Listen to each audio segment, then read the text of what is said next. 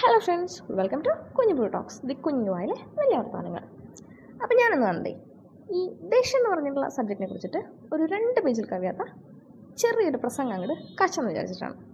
പെട്ടെന്നിപ്പോൾ ദേഷ്യത്തിനെ കുറിച്ച് പറയാനുള്ള കാരണം എന്താണെന്ന് വെച്ച് കഴിഞ്ഞാൽ, ഇന്നലെ രാത്രി ഒരു ഫ്രണ്ട് വിളിച്ചപ്പോൾ അവൻ്റെ വായിൽ നിന്ന് വന്നിട്ടുള്ള ഒരു വാക്കിൻ്റെ പുറത്താണ് ദേഷ്യത്തിനെ കുറിച്ചൊന്ന് സംസാരിക്കാം എന്ന് വിചാരിച്ചത്. അവനൊരു പ്രത്യേക സാഹചര്യത്തിൽ അവൻ്റെ വീട്ടിലേക്ക് വിളിക്കുകയും ഞാൻ അമ്മയോട് എൻ്റെ വായി തോന്നിയതൊക്കെ വിളിച്ചു പറഞ്ഞു, ഞാൻ ഭയങ്കരമായിട്ട് അങ്ങ് റേസായിന്ന് എൻ്റെ അടുത്ത് പറഞ്ഞു. ഞാൻ അവനോട് തിരിച്ചു ചോദിച്ചത് എന്ത് കാര്യത്തിനെന്നാണ്, എന്ത് കാര്യം ഉണ്ടായിന്ന് ഞങ്ങൾ ദേഷ്യപ്പെട്ടിട്ടെന്നാണ് ഞാൻ അവനോട് ചോദിച്ചത്. നിനക്കങ്ങനെ ദേഷ്യപ്പെടുമ്പോൾ വായി തോന്നിയത് വിളിച്ചു പറയാനുള്ളതല്ല ഒരു മനുഷ്യനും, ഈവൻ അത് നിൻ്റെ അമ്മയാണെച്ചെങ്കിൽ പോലും എന്നാണ് ഞാൻ അവനോട് പറഞ്ഞത്. കുറച്ചു കാലം മുൻപ് വരെയൊന്നും ഇങ്ങനെ ചിന്തിച്ചിരുന്ന ആളല്ല കേട്ടോ ഞാൻ.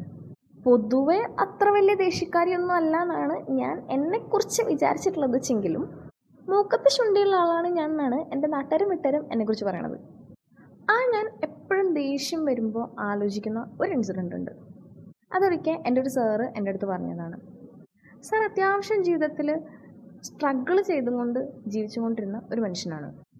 ആ സ്ട്രഗിൾസിൻ്റെ ഇടയിൽ നിന്ന് ഇത്തിരി കിട്ടുന്ന മാസശമ്പളത്തിൽ നിന്ന് സ്വരുക്കൂട്ടി വെച്ചിട്ട് അദ്ദേഹം ഒരു സ്വർണ്ണമാല വാങ്ങിയിട്ട് അദ്ദേഹത്തിൻ്റെ വൈഫിന് ഗിഫ്റ്റ് ചെയ്തു. ഒരു ദിവസം നമ്മുടെ നാട്ടിലെ ഒരു പൂരം നടക്കുമ്പോൾ അദ്ദേഹം വൈഫും മക്കളും ഒപ്പാടെ പൂരത്തിന് പോയി. പക്ഷെ പൂരം കഴിഞ്ഞ് തിരിച്ചു വരുമ്പോൾ വൈഫിൻ്റെ കഴുത്തിൽ ആ മാല ഉണ്ടായിരുന്നില്ല. ചിലപ്പോൾ തിരക്കിൽ എവിടെയെങ്കിലും അഴിഞ്ഞു വീണ് പോയതാവാം, അതല്ലെങ്കിൽ മനഃപൂർവ്വം, പൂരപ്പറമ്പൊക്കെ ആണല്ലോ ഇഷ്ടംപോലെ, അങ്ങനെ ഉള്ള ചില ആളുകളുണ്ടാവുമല്ലോ. സോ ആരെങ്കിലും ഇൻറ്റൻഷനലി അത് പൊട്ടിച്ചെടുത്തതും ആയിരിക്കാം. എന്തായാലും മാല നഷ്ടപ്പെട്ടു. അത് കേട്ടപ്പോൾ ഞാൻ അയ്യോ എന്നും പറഞ്ഞിട്ട് അങ്ങിരുന്ന് പോയി. പക്ഷെ സാറ് ഭയങ്കര കൂളായിട്ടാണ് ഇതും പറഞ്ഞിട്ടിരിക്കുന്നത്. ഞാനും വിചാരിച്ചു അയ്യോ എന്താ സാർ ഇത്ര കൂളായിട്ടിരിക്കണത്, ഒരു സ്വർണ്ണമാലയില്ലേ പോയത് വെച്ചിട്ട് ശരിക്കും ഞാൻ അങ്ങ് അത്ഭുതപ്പെട്ടു. ഞാനത് ചോദിക്കുകയും ചെയ്തു, സാർ എത്ര കൂളായിട്ടാണ് ഇരിക്കണേന്ന്. കാരണം ഞാനെങ്ങാനാണ് അങ്ങനെ ഒരു മാലയും കളഞ്ഞിട്ട് എൻ്റെ വീട്ടിലേക്ക് കയറി ചെല്ലണിച്ചെങ്കിൽ ആ സീൻ എനിക്ക് ആലോചിക്കാനറിയ എൻ്റെ പുറം പൊളിഞ്ഞിട്ടുണ്ടാവും. അതും പോരാണ്ട് മുട്ടിന് അല്ലെങ്കിൽ പണിയത്ത് ഉണ്ടാക്കണവർക്കല്ല ഇതിൻ്റെ വിഷമം അറിയുമെന്നുള്ള ഡയലോഗും കേൾക്കേണ്ടി വരും.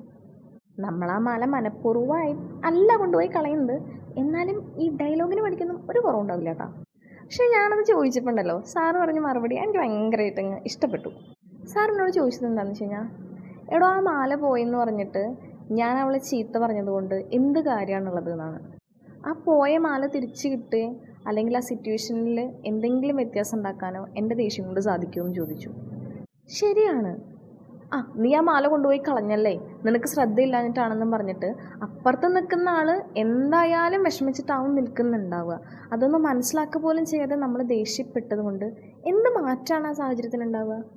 ഒന്നും ഉണ്ടാവില്ല. സാറത് മനസ്സിലാക്കുകയും അതെൻ്റെ അടുത്ത് പറയുകയും ചെയ്തപ്പോണ്ടല്ലോ സത്യമായിട്ടും അതുവരെ ഇല്ലാത്തൊരു വെളിച്ചമാണ് എൻ്റെ ഉള്ളിലേക്ക് വന്നത്. പിന്നീട് എപ്പോഴും ദേഷ്യപ്പെടുന്ന സമയത്ത്, അതല്ലെങ്കിൽ ഉള്ളിൽ ചെറിയൊരു ദേഷ്യം വരുന്ന സമയത്ത് ഞാൻ ആലോചിക്കാറുണ്ട്, ഞാനിപ്പോൾ ദേഷ്യപ്പെട്ടത് കൊണ്ട് എന്തെങ്കിലും മാറ്റം ആ സാഹചര്യത്തിന് ഉണ്ടാവുമെന്ന്. അങ്ങനെ ഉണ്ടാവുന്നില്ലെങ്കിൽ നമ്മൾ ദേഷ്യപ്പെടാതിരിക്കണമെന്നല്ലേ നല്ലത്. ദേഷ്യപ്പെട്ട് വായി തോന്നുന്നതൊക്കെ വിളിച്ച് പറയുന്നതിന് പകരം സാരില്ല പോട്ടെ, ഇനി ശ്രദ്ധിക്കണം കേട്ടോ പുറത്തിറങ്ങുന്നത് ഒരിത്തിരി സ്നേഹത്തോട് കൂടിയിട്ട് പറഞ്ഞു കഴിഞ്ഞാൽ അപ്പുറത്ത് നിൽക്കുന്ന ആൾക്ക് എന്തോരം സമാധാനമായിരിക്കും. ഇതിനർത്ഥം നമ്മൾ തീരെ ദേഷ്യപ്പെടരുതെന്നല്ല കേട്ടോ. അനാവശ്യമായുള്ള ദേഷ്യപ്പെടലുകൾ, ആർക്കും ഒരു ഉപകാരമില്ലാത്ത നമ്മുടെ ഫ്രസ്ട്രേഷൻ മറ്റുള്ളവരുടെ മേൽ കാണിക്കുന്ന, മറ്റുള്ളവരെ ഹേർട്ട് ചെയ്യുന്ന ദേഷ്യപ്പെടലുകൾ, അതെന്തായാലും നമ്മൾ ഒഴിവാക്കുക തന്നെ വേണം. ചില സമയത്തൊക്കെ ദേഷ്യത്തിനേക്കാൾ നല്ല മരുന്ന് നിശബ്ദതയാണ്.